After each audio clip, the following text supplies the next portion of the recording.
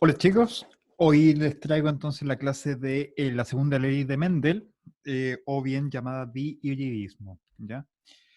La segunda ley de Mendel corresponde a la ley también denominada ley de transmisión independiente, en donde se indica que dos o más pares de alelos de diferentes caracteres, diferentes rasgos, van a segregar independientemente uno de otro, siempre y cuando estos se ubiquen en cromosomas distintos. Eso quiere decir que, por ejemplo, en las arvejas, el color y la forma van a segregar de forma independiente siempre y cuando se ubiquen en cromosomas distintos, ¿ya?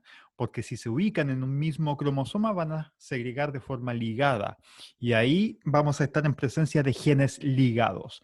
En este caso, Mendel tuvo mucha suerte para fijarse en rasgos que eran de herencia independiente, ¿ya? Porque se ubicaban en cromosomas aparte, en cromosomas distintos, ¿ya? Por eso que él creía que habían partículas de la herencia dispersas en la célula. Después, más adelante, se decanta en una idea de la teoría cromosómica de la herencia, que están estas partículas involucradas en los cromosomas. Y estas partículas son las que hoy por hoy conocemos como genes. La base citológica de la segunda ley de Mendel corresponde a la metafase, en donde para que segreguen de forma independiente cromosomas paternos, por ejemplo, el cromosoma 1 paterno y materno, debe segregar a polos opuestos, distintos, respecto de, por ejemplo, el cromosoma 2 paterno y materno. Ya. Aquí más ejemplificado. Por ejemplo, el cromosoma verde segregará hacia nuestro lado izquierdo, mientras el cromosoma verde grande, mientras que el verde pequeño ya va a segregar hacia nuestro lado derecho, ¿ya? Entonces, la metafase 1 corresponde a la base citológica de la segunda ley de Mendel, ya que aquí vamos a requerir de que para que estos cromosomas también se segreguen de forma independiente, tienen que reordenarse aleatoriamente en el plano ecuatorial, y esto va a requerir de que el cromosoma verde se ubique en un sector, en un lado, hacia el lado izquierdo, y el cromosoma verde y el otro cromosoma verde se va a ubicar en el lado derecho de la célula, ¿ya? Entonces, la metafase 1 corresponde a la base citológica, dado que los cromosomas homólogos se van a disponer de forma azarosa en el plano ecuatorial.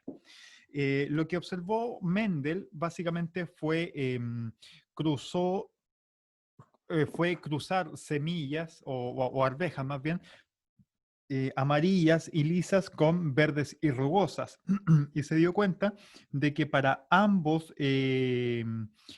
caracteres tenían una F1 como lisa y amarilla, es decir, la forma lisa y el color amarillo son dominantes. Y es por eso que a esto nosotros le llamamos dihíbrido.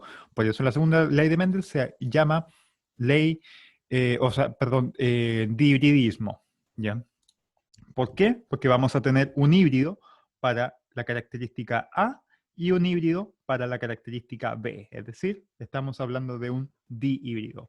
Si estuviésemos viendo tres características y tuviésemos acá una letra C, C mayúscula y C minúscula, estaríamos hablando de un trihíbrido. Si son cuatro, tetrahíbrido y así sucesivamente. Es interesante hablar de los dihíbridos porque esto nos indica las posibilidades, por ejemplo, de cigotos o de gametos, perdón, cigotos no, sino que de gametos que se pueden formar a partir de un individuo, por ejemplo, dihíbrido en este caso, ¿ya? Entonces, una de las características para poder determinar el número de gametos distinto es esta formulita en donde tienen la base es 2 y esta se eleva a n, donde n corresponde al número de heterocigotos. En este caso, como tienes dos genes que están en su forma heterocigota en el organismo diploide, se coloca 2 elevado a 2. Y 2 elevado a 2 nos va a dar 4 gametos distintos. ¿Cuáles son esos 4 gametos distintos? Un gameto dominante para ambas características, A mayúscula con B mayúscula, un gameto A mayúscula, B minúscula, otro gameto A minúscula, B mayúscula, y otro gameto totalmente recesivo como A minúscula y B minúscula. ¿Ya? Eso entonces serían los gametos que se van a producir en la F1. Por consiguiente, estos gametos, cuando ustedes hacen el cuadro de Punnett, son los que se van a colocar en la parte superior o en la parte inferior cuando hacemos el cruzamiento, la autofecundación en la F1 de estas arvejas. Cuando cruzamos, ¿cierto? Un dihíbrido con otro dihíbrido, vamos a tener una, proporción fenotípica en la F2 de 9 es a 3 es a 3 es a 1. ¿Ya? Las proporciones genotípicas por lo general no se piden, pero si las pidieran, bueno, no me las sé de memoria, pero habría que calcularlo y sería como 1 es a 2 es a 1 y así sucesivamente. En la clase, en la sesión sincrónica, podemos hacer un ejercicio para determinar las características genotípicas de forma más sencilla. ¿Ya? Aquí con pizarrón y plumón les puedo ir mostrando una forma para sacarlo utilizando la cadena de Markov, que es mucho más sencillo. Cuando, por ejemplo, hablamos de dos características, aquí tenemos otro ejemplo más gráfico. Donde aquí hablan, por ejemplo, ya tenemos un gonio. El gonio, ¿cierto?, se somete a la primera división meiótica. La primera división meiótica hace la reducción del número cromosómico y luego la segunda división meiótica hace la reducción del número de cromátidas. Y aquí van a tener, ¿cierto?, sus gametos en forma haploide. ¿Ya? Esto es para algunas características como el Widow Peak, que es la implantación tipo Vegeta, que le llamo yo siempre, o el dedo anular corto respecto del dedo índice, ¿ya? Entonces aquí tenemos, ¿cierto?, el dedo corto. ¿Se acuerdan que era dominante respecto del dedo largo? El dedo largo anular. Como les dije hace un rato, cuando hablamos de los cruces de híbrido, en un cruce de híbrido el genotipo de los parentales requiere de 4 letras, ¿ya? A mayúscula, A minúscula, B mayúscula, B minúscula. Debido a que poseen 2 alelos para cada característica, para la característica A y para la característica B. Los gametos contendrán una letra para cada característica, ¿ya? Porque son haploides. Entonces, por eso vamos a tener una letra, por ejemplo, A para una característica y B para la otra característica. Si esta está en su forma dominante o recesiva, va a ser una A mayúscula o una A minúscula, y lo mismo para la característica etiquetada con la letra B. Cuando un dihíbrido, es decir, A mayúscula, A minúscula, B mayúscula, B minúscula, se reproduce con otro dihíbrido, el resultado fenotípico siempre va a ser 9 es a 3 es a 3 es a 1, siempre y cuando el rasgo presente herencia mendeliana, ¿ya? Entonces, cuando hablemos de herencia mendeliana, para un monohíbrido, para un cruce entre monohíbridos, vamos a estar hablando de una proporción fenotípica de 3 es a 1. Y cuando hablemos de una proporción fenotípica de un cruce entre dihíbridos, es 9 es a 3 es a 3 es a 1. Eso se lo tienen que saber, pero lo tienen que recitar, ¿ya? No puede pasar ningún estudiante por genética que no se sepa eso prácticamente de memoria y no tenga que estar haciendo el cuadrito de Punnett. Ya, eso es algo básico. Perdón. Entonces, aquí nuevamente otro cruzamiento. Tenemos un homocigoto dominante con un homocigoto recesivo, un cruce para las dos características, y en la F1 vamos a tener un híbrido, un dihíbrido, ¿cierto? Heterocigoto para ambas características. Cuando se cruzan dos dihíbridos para esas características, la proporción fenotípica va a ser, como les dije hace un rato, 9 es a 3 es a 3 es a 1. Aquí lo que estamos cruzando es la implantación en pico de viuda, que es esta implantación aquí que se ve en forma de Vegeta. Y aquí se está viendo la longitud del dedo anular. Si se fijan, el dedo anular respecto del índice es corto o del mismo tamaño, mientras que acá vamos a tener un dedo anular más largo que el índice. Ya es el rasgo recesivo, el dedo anular largo.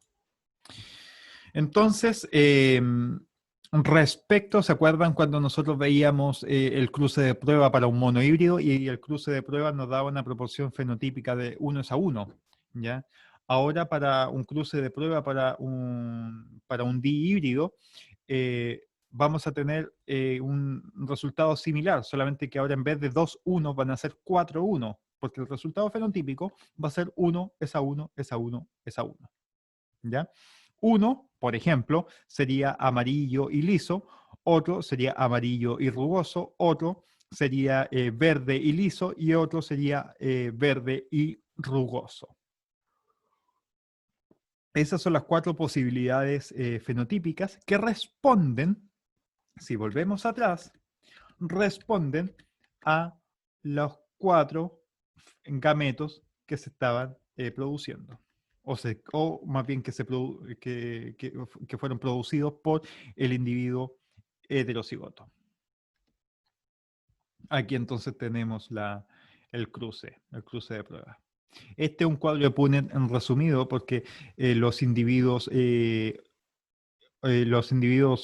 homocigotos recesivos van a formar un solo gameto, porque es 2 elevado a 0, y 2 elevado a 0 te va a dar 1, ¿ya? Porque no tiene ningún gameto heterocigoto. Son ambas características están en su forma homocigota, no están en su forma heterocigota, ¿ya? Por eso tiene 0 n para heterocigoto. Entonces sería 2 elevado a 0, nos va a dar 1. Algunos de los rasgos humanos que responden a herencia mendeliana son pocos, pero tenemos, por ejemplo, la pigmentación en piel normal como rasgo dominante, pecas, labios anchos, enrollar la lengua, sabor o detectar PTC. PTC es un compuesto amargo que está presente en algunos bueno, en alimento en realidad es bien poco, bien poco. Solamente se utiliza como una prueba para seleccionar catadores con un amplio espectro en cuanto a la detección de sabores. Ojos grandes es dominante también. Migrañas que sean hereditarias, obvio. También tienen un rasgo, una herencia mendeliana de tipo dominante, y el arco plantar normal también. En cuanto a herencia mendeliana de tipo recesiva, tenemos el albinismo, la ausencia de pecas, labios delgados, lengua extendida, no detección al PTC, ojos pequeños, ausencia de cefaleas por migraña y el pie plano. Eso, en definitiva, lo que es el dihibridismo. Dihibridismo es eh, algo muy similar a la primera ley de Mendel, solamente que aquí se incorpora un segundo rasgo. Y es importante entender de que estos rasgos van a segregar de forma independiente con una base citológica en metafase 1, siempre y cuando estos rasgos o caracteres, como les denominó Mendel, se encuentren en cromosomas distintos. Eso es fundamental, chicos, ¿ya? Cromosomas distintos. Si están en los mismos cromosomas, estamos hablando de genes ligados. Y por lo general, genes ligados se van a heredar conjuntamente. Bueno, de ahí aparece lo que vamos a ver más tarde de herencia ligada al sexo, ¿ya? Entonces, en resumen, aquí les dejo algunos puntos para que puedan estudiar, para que puedan para que puedan utilizarlos también como su propio resumen. Es importante entender lo de los cruces de prueba y retrocruzamientos. Aquí hay algunos ejercicios ya que responden a unos conceptos que hemos estado machacando durante estas 2 clases de genética. Aquí tienen uno, esto lo vamos a resolver en las clases sincrónicas, los vamos a discutir. Acá tienen otro y otro. Son 3 ejercicios muy sencillos, ¿ya?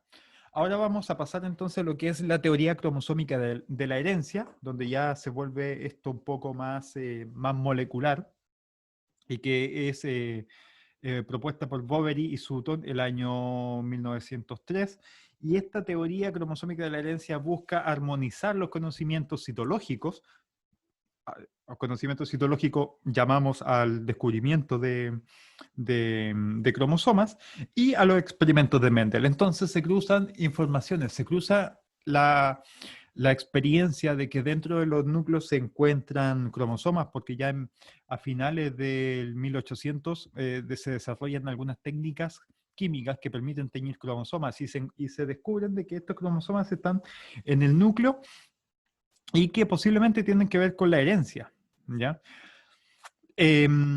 Y las partículas de Mendel, bueno, y ahí se entiende de que posiblemente estos cuerpos cromáticos corresponden a las partículas que Mendel denominó las partículas de la herencia.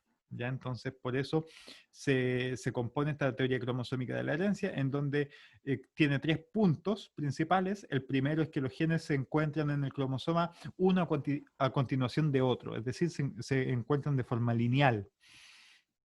Otro punto importante es que los genes próximos en un cromosoma tienden a heredarse de forma conjunta. Por ejemplo, B y C tienden a heredarse de forma conjunta, ¿ya? Mientras más cerquitas estén los genes, mayor probabilidad de heredarse de forma conjunta va a existir. Mientras más lejano estén los genes entre sí, más probable de que se hereden de forma separada es lo que va a ocurrir. ¿Y eso por qué? Por el entrecruzamiento, el entrecruzamiento homólogo, ¿ya? Por el crossing over. Porque con esta recombinación homóloga se comparten entre estos dos cromosomas estos fragmentos y se pueden intercambiar. Entonces, no necesariamente el B mayúscula con el C mayúscula van a estar en el mismo cromosoma, sino que al compartirse pueden tener diferente configuración los nuevos cromosomas, ¿ya? Eso entonces se le denomina, el mapeo de estos genes se le denomina mapa de ligamientos, porque esto corresponde a un ligamiento cromosómico. Eso entonces es muy importante. Si los genes están cerquita, es más probable que se hereden en conjunto, y si los genes están más lejos, en el mismo cromosoma, menos probabilidad de que se hereden de forma conjunta. Y el último punto indica de que los genes de un mismo cromosoma pueden heredarse por separado debido al entrecruzamiento, ya lo que les decía hace un rato, al crossing over, que pueden compartirse ciertos fragmentos cromosómicos y eso tiende a que los genes se hereden de forma separada. Y todo esto porque los genes se presentan de forma lineal en los cromosomas. Mucho ojo con eso. Y esto cambia el paradigma de Mendel, que Mendel decía de que cada uno de estas partículas de la herencia, es decir, de todos estos genes, se encontraban como elementos individuales, como partículas individuales distribuidas en la célula. Pero ya en 1903 esto lo decantan y dicen esas partículas que mencionaba Mendel están ahora en los cromosomas. Cromosomas que en la especie humana están distribuidos en 23 pares, ¿cierto? 22 pares somáticos y un par sexual. Existen actualmente unos 23.000 genes, aprox. Todos los años se va modificando este número. Y los diferentes tejidos y órganos se van a diferenciar en base a los genes que se expresan.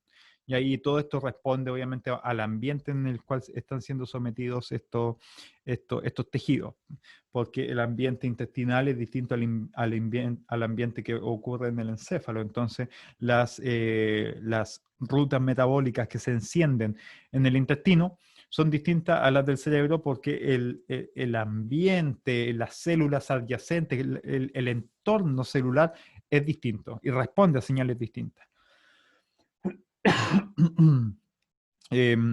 Bueno, y en definitiva, los genes que contiene cada uno de los cromosomas es lo que hace al cromosoma. Cromosoma 1 es el cromosoma 1 porque contiene genes propios del cromosoma 1, ¿ya? Entonces, eso es lo que yo les decía cuando veíamos la configuración N y la configuración C. Cuando tú tienes, por ejemplo, un cromosoma 1, pero duplicado y tienes 4 cromátidas de cromosoma 1, no quiere decir que tienes 4 cromosoma 1, no, tienes solamente un cromosoma 1, pero con 4 cromátidas. Ahora, si cada cromosoma 1, el cromosoma 1 paterno y el cromosoma 1 materno se duplica, ahí estamos hablando de 2 cromosomas, pero con cromátidas duplicadas. Ya no estaríamos hablando de 4 cromosomas 1, sino que de 2, un paterno y materno, pero cada uno de ellos tiene 2 cromátidas. Entonces, la variabilidad genética, como ya lo vimos anteriormente, está dada por el crossing over, esto que ya lo observamos, que básicamente es que los genes se encuentran en forma lineal en los cromosomas y que en paquiteno, en profase 1, puede haber un entrecruzamiento, se pueden compartir ciertos genes, dependiendo de la distancia que existan entre ellos, y pueden adoptar configuraciones moleculares distintas. Y estas configuraciones es lo que le da la variabilidad genética, ¿ya? Y esto es lo que permite también que los organismos vayan evolucionando.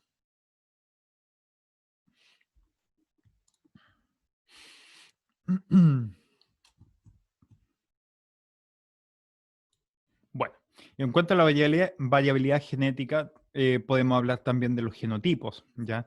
Genotipo, hacemos referencia a si son homocigotos, heterocigotos, homocigoto dominante, heterocigoto u homocigoto recesivo.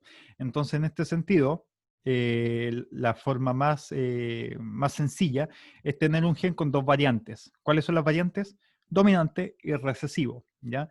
Entonces, por ejemplo, en este caso, la forma más sencilla de un gen con dos variantes sería que tenga tres genotipos, es decir, un homocigoto dominante, un heterocigoto y un homocigoto recesivo. Ahora, por ejemplo, cuando hablamos de dos genes que tienen dos variantes, ocupamos esta fórmula en donde 3, ¿ya? 3 se utiliza 3 porque es el número mínimo de genotipos que se pueden utilizar, y n hace referencia al número de genes, ¿ya? Que vamos a tener, por ejemplo, en un genoma. Entonces, esto se utiliza para determinar la potencial variabilidad genética que puede tener un genoma. Ahora, en el genoma humano es sumamente difícil porque hay algunos genes que tienen 12, 15 variantes o más, ¿ya? Depende de las variantes poblacionales. Por ejemplo, ya en el caso de los grupos sanguíneos, vamos a tener, em, ya tenemos A, B, O, ya tenemos 4 variantes, A, B, O, AB, ¿ya? Entonces ahí ya tenemos 4 variantes. Ya, en este caso, con dos variantes más sencillas, vamos a tener, tenemos 3 elevado a 2, entonces vamos a tener 9 potenciales genotipos. Imaginemos ahora un organismo que tiene 20 genes con dos variantes. Va a tener 3.486 millones de genotipos distintos, con 20 genes solamente.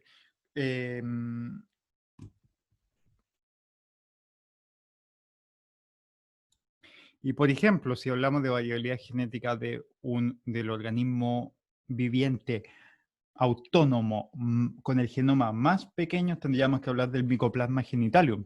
Mycoplasma genitalium que tiene aproximadamente 530 genes. Imagínense 530 genes con dos variantes. O sea, la cantidad de genotipos es abismal, ¿ya? Y ese es el organismo autónomo más pequeño, porque existe el Mycoplasma micoides que bueno, en realidad es un micoplasma sintético a partir del micoplasma micoides que tiene 473 genes, que fue creado en el año 2010 por el grupo de investigación de Craig Venter. Pero imagínense, o sea, el organismo más pequeño puede tener hasta, o sea, desde 473 genes, o sea, la cantidad de genotipos es muy, muy grande, ¿ya? Eso entonces es lo que permite son las posibilidades que permite la variabilidad genética. O sea, un individuo, imagínense, nosotros mismos tenemos 23 genes y cada gen 23.000 genes y cada gen tuviese dos variantes. O sea, la cantidad de genotipos que puede salir solamente de nosotros es demasiado, ¿ya? Es mucho. Bueno, entonces ahora vamos a tocar un poquito referido también a las genealogías, eh, a cómo estas se comportan, cómo se escriben. Por ejemplo, los varones se escriben con un cuadrado, las mujeres con un círculo, y los afectados se escriben ennegreciendo los círculos o los cuadrados. En el caso de herencia ligada al sexo, se hace un círculo y se coloca un puntito en el centro.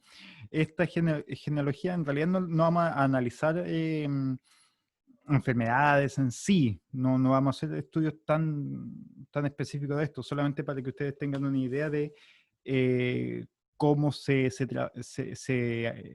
leen o analizan estos árboles genealógicos. En cuanto a los patrones de herencia, la herencia mendeliana o monogénica es aquella en la que la transmisión de una patología se debe al error en un solo gen, ¿ya? Eh, o herencia también denominada monogénica, en donde el rasgo depende solamente de un gen, y no una herencia multifactorial en donde un rasgo, por ejemplo, puede depender de varios genes, como por ejemplo la formación del ojo, el color de ojo, el color de pelo, dependen de varios factores, de varios genes, no solamente de uno. La herramienta fundamental para estos patrones, estas enfermedades monogénicas o enfermedades mendelianas, se basa en la confección y análisis de árbol genealógico. ¿Ya? Y para eso se buscan también, obviamente, marcadores moleculares. En cuanto a las enfermedades genéticas, vamos a hablar de dos grandes categorías, que son las autosómicas recesivas y las autosómicas dominantes. Autosómicas porque están ligadas a genes autosómicos, es decir, genes somáticos que, que desarrollan em, características somáticas y no características sexuales. En cuanto a las enfermedades autosómicas recesivas, es importante entender de que solamente se van a expresar en homocigoto, porque el individuo tiene que ser homocigoto recesivo. El alelo mutado se va a heredar en ambos padres, o sea, se hereda de ambos padres, generalmente que son heterocigotos y por consiguiente no manifiestan la enfermedad, porque predomina el alelo dominante, fenotípicamente. Ambos sexos son afectados por igual, obvio, porque no están ligados al sexo. Y por lo general, estas enfermedades autosómicas recesivas vienen dados por un lazo de consanguinidad, es decir, cuando lo que decía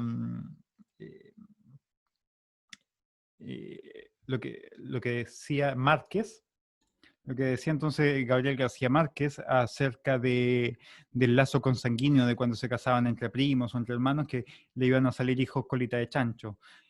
Bueno, más o menos hace referencia a estas enfermedades autosómicas recesivas que aumentan la probabilidad cuando hay un lazo de consanguinidad, ¿ya? Y aumenta un 25% de riesgo en cada una de las concepciones, porque ahí obviamente si se cruzan heterocigotos, la probabilidad de que salga un individuo homocigoto recesivo es del 50%. Ya si ustedes se acuerdan del el cruce híbrido de la F1 para un carácter monohíbrido, las proporciones genotípicas eran 1 es a 2 es a 1. 1 homocigoto dominante, 2 heterocigotos y 1 homocigoto recesivo. Por eso un 25% de riesgo en cada concepción. Aquí entonces tenemos el cruce, donde vas a tener un padre portador, madre portadora, y aquí la posible descendencia, 25% hijos, homocigotos dominantes, homocigotos con el gen normal, 50% hijos heterocigotos y un 25% de hijos afectados con el gen mutado. ¿Cómo se ve un árbol genealógico? De esta manera. Aquí se ve claramente de que tenemos antepasados, ¿cierto? Comunes, y aquí hay un lazo de consanguinidad. Ya, aquí tenemos, por ejemplo, la familia materna. Hay un lazo de consanguinidad por la familia materna, porque el, la, aquí hay un casamiento entonces entre primos, porque su tía, ¿ya? Su tía es la mamá de su esposo, entonces en este caso su esposo sería el primo, ¿ya? Y por eso aquí hay dos individuos afectados. Tanto se afecta el sexo masculino como el sexo femenino, entonces estamos ante un claro ejemplo de una enfermedad autosómica, porque no discrimina por sexo, sino que lo afecta a todos por igual. Y las proporciones son bajas, ¿ya? Y eso te indica también un carácter recesivo. Además de que hay un lazo de consanguinidad, y ya al haber un lazo de consanguinidad te está indicando que es altamente probable de que sea autosómico recesivo. Algún ejemplo de estos autosómicos recesivos, la fibrosis quística, que es una mutación en el gen CFTR, que es un transportador de membrana para el cloro.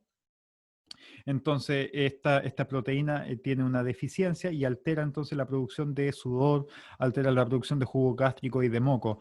Y lo que hace es aumentar los fluidos también a nivel del pulmón, provocando una fibrosis del pulmón e impidiendo a la persona respirar. Porque, como dice acá, forma un moco espeso en los bronquios y eso imposibilita que la persona pueda hacer el intercambio gaseoso, que pueda respirar.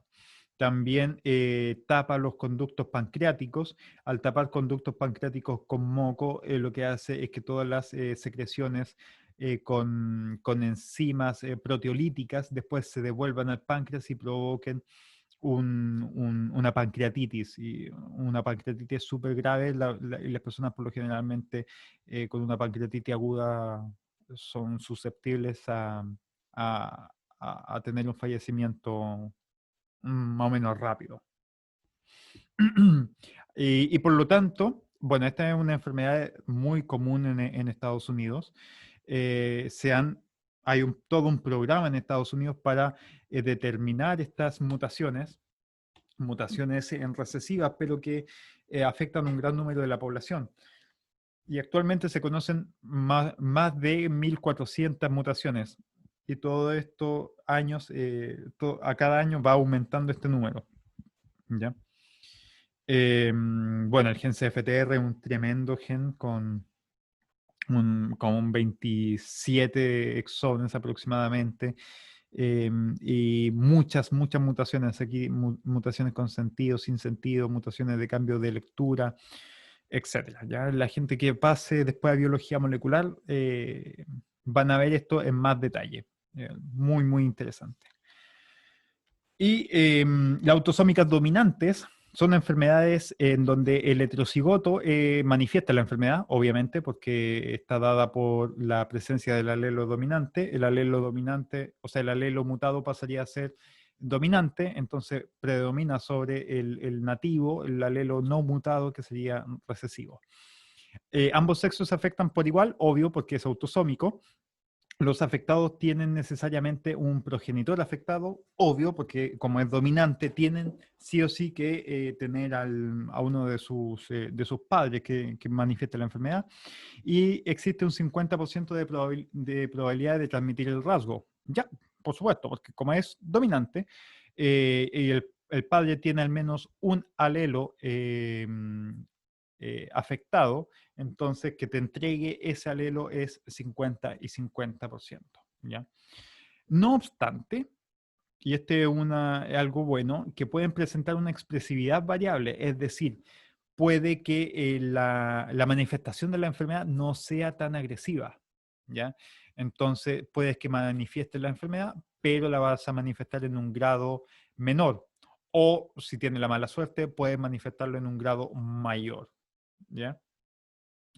Y por lo mismo, la homocigosidad es muy rara, porque generalmente la homocigosidad para estas enfermedades suelen ser severas o letales, o en realidad no llegan a edad reproductiva, o muchas veces no llegan a edad reproductiva, entonces no pueden transmitir el carácter.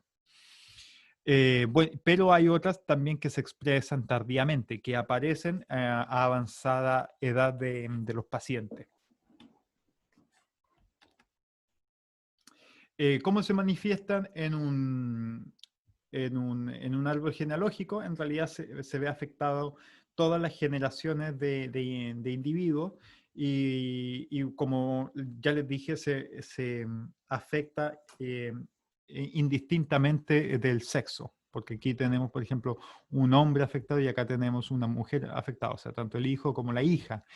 Y de 3, 2 manifestaron la enfermedad. Entonces estamos claramente ante una enfermedad dominante. Además, a diferencia de las recesivas por lo general se salta en generaciones.